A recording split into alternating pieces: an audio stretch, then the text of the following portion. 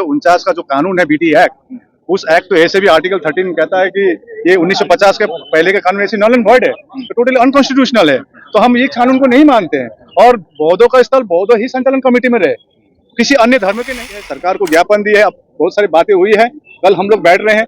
यदि सरकार कुछ एक टाइम पीरियड पर कुछ निर्णय नहीं देती है तो हम ये आंदोलन और चरम आंदोलन हम लोग देश भर में करेंगे। एक एग्जाम्पल बता दो जहाँ चर्च का संचालन ईसाइयों के बजाय कोई दूसरे धर्म का आदमी करता हो, या मस्जिद का संचालन मुस्लिम के सिवाय कोई दूसरा करता हो, या फिर गुरुद्वारे का संचालन सिख के अलग कोई और करता हो, या मंदिर का संचालन हिंदुओं से अलग कोई और करता हो। तो जब उन धर्म के लोग अपने अपने आस्था के केंद्र का संचालन करते हैं तो फिर बौद्धों के आस्था के केंद्र जहाँ तथागत बुद्ध को ज्ञान की प्राप्ति हुई, जहाँ से पूरी दुनिया को शांति मानवता का संदेश गया, उस महाबोधि टेम्पल का संचालन में 4 पंडे क्यों है?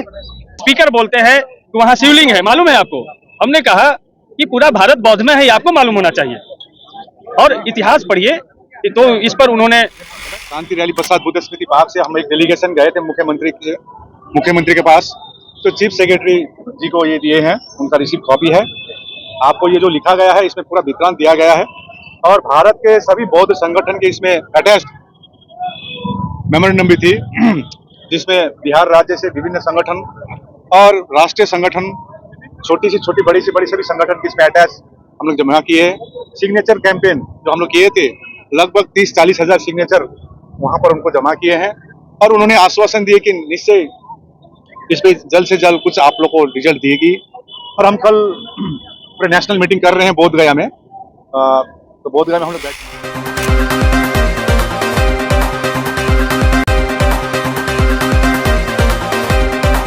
अब मैं एक्चुअली जो आप जो बोल रहे हैं, जो 1949 का जो कानून है बीटी एक्ट, उस एक्ट तो ऐसे भी आर्टिकल 13 कहता है कि ये 1950 के पहले के कानून ऐसे नल एंड वॉइड है, तो टोटली अनकॉन्स्टिट्यूशनल है।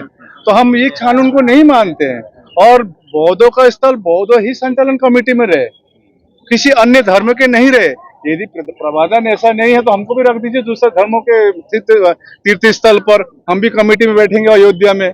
लेकिन जो बौद्ध जो हम लोग जो शांति से अपनी मांग रखते हैं, इसका मतलब यही नहीं है कि अब बौद्ध चुप रहेगा। यही संघर्ष हम चले जाएंगे। और आज मुख्यमंत्री जी से आज ये प्रेस कॉन्फ्रेंस पश्चात हम लोग मेमोरेंडम देंगे।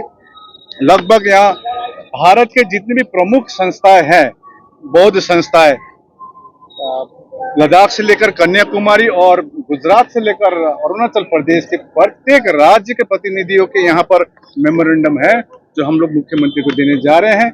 लगभग 40-50 हजार सिग्नेचर आई हुई है, उस सिग्नेचर को मुख्यमंत्री को देंगे। बौद्ध को न्याय चाहता है। बौद्ध के जो सबसे पवित्र तीर्थ स्थल है, इसमें कमेटी में संपूर्ण रूप से बौद्ध, यही हमारी मांग है। 1949 में बना कानून है, मतलब संविधान लागू होने से पहले। जी जी जी, वो कानून है, उस कानून को पूरी तरह से निरस्त करे, यही हमारी बौद्धों की मांग है। तो बिहार सरकार को बदलना है या मोदी जी को बदलना है? देखिए, ये कानून जो कह रहा है ये बिहार सरकार का कानून है। इसके लिए हम लोग ने पत्राचार भी किए, पत्राचार का रिप्लाई आता है ये कानूनी मामला है, सुप्रीम कोर्ट में पेंडिंग है। और सुप्रीम कोर्ट का 2013 का जो हमारे पास ये है वो जजमेंट नहीं, और उसमें क्या कह रहा है कि ये लेजिस्लेटिव मैटर है।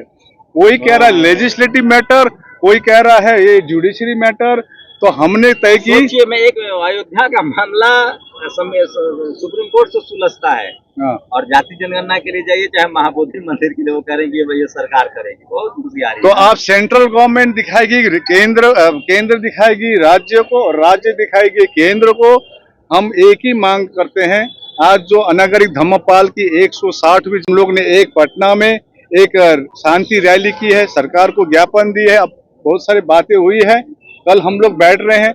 यदि सरकार कुछ एक टाइम पीरियड पर कुछ निर्णय नहीं देती है तो हम ये आंदोलन और चरम आंदोलन हम लोग देश भर में करेंगे। तो इस आंदोलन को समर्थन के लिए राजपाल गौतम आए हैं, अब कांग्रेस के नेता हैं, दिल्ली के विधायक भी हैं, क्या कहेंगे? सबसे पहले तो मैं समस्त देशवासियों को अनागरिक धम्मपाल जी की जयंती पर और पेरियार ईवी रामास्वामी नायकर जी की जयंती पर शुभकामनाएं देता हूं। और साथ ही साथ मैं एक बात स्पष्ट कर दूं, हमें किसी भी पचड़े में नहीं पड़ना है। हमें स्पष्टतः पता है कि ये लेजिस्लेटिव मैटर है, ये बिहार की सरकार को करना है, और बिहार की सरकार की नीयत ठीक नहीं है तो वो जल्दी कर दी जाएगी। ये इस भरोसे ना है कि बौद्ध शांति के रास्ते पे चलने वाले हैं तो ये कभी भी कोई बड़ा आंदोलन नहीं करेंगे। के बारे में तो कहा जाता है आप जो खड़े हैं पार्क भी बनवा दिया, देखिए पार्क तो पूरे बुद्धिस्ट समझते हैं और बुद्ध सर्किट का बड़ा विकास किया उन्होंने, नालंदा, राजगीर गया। मैं सिर्फ एक सवाल पूछना चाहता हूँ कि दुनिया के अंदर कोई मुझे एक एग्जाम्पल बता दो जहाँ चर्च का संचालन ईसाइयों के बजाय कोई दूसरे धर्म का आदमी करता हो, या मस्जिद का संचालन मुस्लिम के सिवाय कोई दूसरा करता हो, या फिर गुरुद्वारे का संचालन सिख के अलग कोई और करता हो, या मंदिर का संचालन हिंदुओं से अलग कोई और करता हो। तो जब उन धर्म के लोग अपने अपने आस्था के केंद्र का संचालन करते हैं तो फिर बौद्धों के आस्था के केंद्र जहाँ तथागत बुद्ध को ज्ञान की प्राप्ति हुई, जहाँ से पूरी दुनिया को शांति मानवता का संदेश गया, उस महाबोधि टेम्पल का संचालन में 4 पंडे क्यों है? इसका जवाब तो सरकार को देना पड़ेगा। तो उसमें हिंदू है सर या सवर्ण हिंदू है? भाई सीधा कहूं तो ब्राह्मण है, सीधे शब्दों में तो ब्राह्मण है। और चूंकि पूरे दुनिया से बौद्ध धर्म को मानने वाले लोग आते हैं, आस्था है सबकी, अरबों खरबों रुपए का चढ़ावा चढ़ता है, कहाँ जा रहा है वो? उसे शिक्षा के केंद्र बनने चाहिए थे, ज्ञान के केंद्र बनने चाहिए थे, स्वास्थ्य के केंद्र बनने चाहिए थे, लेकिन वो पैसा कहाँ जा रहा है? तो सोचिए और आरजेडी के विधायक लड़ाई को हम लड़ेंगे, इस मंदिर को मुक्त कराएंगे। इस आंदोलन को समर्थन दे रहे हैं, क्या है आप विपक्षी दल के विधायक हैं, सरकार से कोई बात होगी आप लोग की, विरोध प्रदर्शन करेंगे? देखिए सदन में हमने पिछले मॉनसून सत्र में हमने सवाल को उठाया था, 1 साल से ज्यादा समय बीत गए, सरकार का कोई जवाब नहीं आया। 3 पत्राचार हमने किया लेकिन इस पे कोई जवाब नहीं आता है। उल्टा वहाँ स्पीकर बोलते हैं कि वहाँ शिवलिंग है, मालूम है आपको? हमने कहा कि पूरा भारत बौद्धमय है, ये आपको मालूम होना चाहिए और इतिहास पढ़िए। तो इस पर उन्होंने बैठो उनका विशेषाधिकार है, लेकिन ये जो लड़ाई शुरू हुई है ये लड़ाई अब रुकने वाली नहीं है। भारत में बहुत तेजी से हमारे मूल निवासी लोग बन रहे हैं और अपने मूल धर्म को तेजी से पहचान रहे हैं और वो जान रहे हैं कि इस मनुवादी व्यवस्था में, वर्णवादी व्यवस्था में हम कितने ठगे गए हैं। और सबसे पहले हमको धार्मिक गुलाम बनाया गया, उसके बाद शैक्षणिक गुलाम बनाया गया, फिर मानसिक गुलाम बना करके हमारा पूरा शोषण किया गया। तो इन तमाम शोषण के माध्यम को समझ रहे हैं और इसीलिए बुद्ध के बताए हुए रास्ते की तरफ तेजी से बढ़ रहे हैं। चाहे राजेंद्र पाल गौतम हो या यहाँ फतेह बहादुर हो या सतीश दास हो, उदय नारायण चौधरी हो, ऐसे जो राजनीति करने वाले भी लोग हैं। मोदी जी कह रहे हैं कि हम बुद्ध की धरती से आए हैं, पहला बुद्ध सम्मेलन करवाया, बुद्ध सर्किट बनवा रहे हैं, वो उनसे बड़ा बुद्धिस्ट कौन है? चारों तीर्थ स्थल तो फिर महाबोधि टेम्पल को भी मुक्त कर देना। प्रधानमंत्री एक में आ रहा हूँ सर, नरेंद्र मोदी एकमात्र प्रधानमंत्री हैं जो लुम्बिनी गए, गया गए, सारनाथ गए और कुशीनगर गए। सबसे बड़े बुद्धिस्ट भटनगर में उनका सबसे बड़ा बौद्ध स्थल है, वो तो खुद बुद्धिस्ट कह रहे हैं। वो बुद्धिस्ट अपने आप को जब विदेश जाते तो कहते हैं, असल में वो बोध गया इसलिए जा रहे हैं कि महाबोधि मंदिर को हिंदू मंदिर कैसे घोषित किया जाए। वहां पर राम जानकी मंदिर शुरुआत करते हैं, आरएसएस के मोहन भागवत जाते हैं और जो अपने पैंट के अंदर जो हाफ पैंट पहनकर बैठा है उससे हमको न्याय की उम्मीद नहीं है। पर भरोसा नहीं है। भरोसा होती तो वक्फ बोर्ड के परिवर्तन का कानून लाते, ट्रिपल कानून लाते, अल्पसंख्यकों को जो अधिकार है उसको छीनने का काम करते, SC/ST का रिजर्वेशन को खत्म करते, लेटरल एंट्री लाते, कोलिजियम सिस्टम लाते। मोदी जी तो गए हैं, चारों तीर्थ स्थल गए हैं, सारनाथ गए, लुम्बिनी गए, गया गए, कुशीनगर गए। ये केवल भारत के मूल निवासों में आंख में धूल झोंकने का काम है। भारत के मूल निवासी धीरे धीरे उन्हें पता लग गया, सब समझ रहे हैं कि हमारे पूर्वज बौद्ध थे, हमारी सांस्कृतिक विरासत पूरी दुनिया में सबसे रिच है। हम तो बौद्ध थे, बुद्ध में, तो वापस से बुद्ध की तरफ लौट रहे, बौद्ध में भारत बन रहा है। जब मैंने दीक्षा 5 अक्टूबर 2022 को ली 12,000 लोगों के साथ, उसके बाद से अब तक 12,000 से ज्यादा लोग बौद्ध बन गए और तेजी से बन रहे हैं। बक्सर के अंदर 12 अक्टूबर को 50,000 से ज्यादा लोग बौद्ध बन रहे हैं। तो उसी को रोकने के लिए आज वो बौद्ध स्थलों पर जाकर वापस अपनी व्यवस्था को वहां मजबूत करने की कोशिश कर रहा है। अगर बौद्ध होते तो महाबोधि टेम्पल के इस एक्ट को तुरंत खत्म करते। जी, आप जिसका जो प्रश्न आप कर रहे थे, आप जो प्रश्न कर रहे थे, मोदी जी प्रधानमंत्री हैं, कहीं भी जा सकते हैं, एक तो ये है। दूसरी बात, आज भारत एक सेकुलर देश है।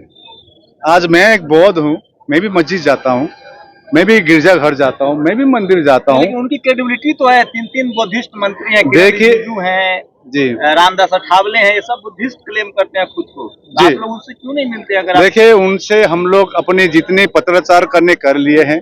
आज ये हम लोग सड़क में उतरे हैं, ये सड़क में उतरे हैं पाटलिपुत्र में, इसका एक मुख्य कारण है कि कहीं से यदि न्याय नहीं मिलेगी या आंदोलन और चरम होगी, इसका ये आगाज बड़ा होगी। सवाल है, देखिए ठीक है ना। सर सभी चैनलों को विशेष करके आज जो शांति रैली हम लोगों ने निकाली है, जो सभा की थी, आप सभी को मालूम है बोध गया में जो बीटी एक्ट 1949 अभी भी चली आ रही, इसी के विरुद्ध में हम लोग ने ये शांति रैली निकाली थी। और आज अभी शांति रैली पश्चात बुद्ध स्मृति पार्क से हम एक डेलीगेशन गए थे मुख्यमंत्री के पास, तो चीफ सेक्रेटरी जी को ये दिए हैं, उनका रिसीव कॉपी है। आपको ये जो लिखा गया है इसमें पूरा विवरण दिया गया है और भारत के सभी बौद्ध संगठन के इसमें अटैच्ड मेमोरेंडम भी थी, जिसमें बिहार राज्य से विभिन्न संगठन और राष्ट्रीय संगठन, छोटी सी छोटी बड़ी सी बड़ी सभी संगठन की इसमें अटैच हम लोग जमा किए। सिग्नेचर कैंपेन जो हम लोग किए थे, लगभग 30-40 हजार सिग्नेचर वहां पर उनको जमा किए हैं और उन्होंने आश्वासन दिए कि निश्चय इस पे जल्द से जल्द कुछ आप लोग को रिजल्ट देगी।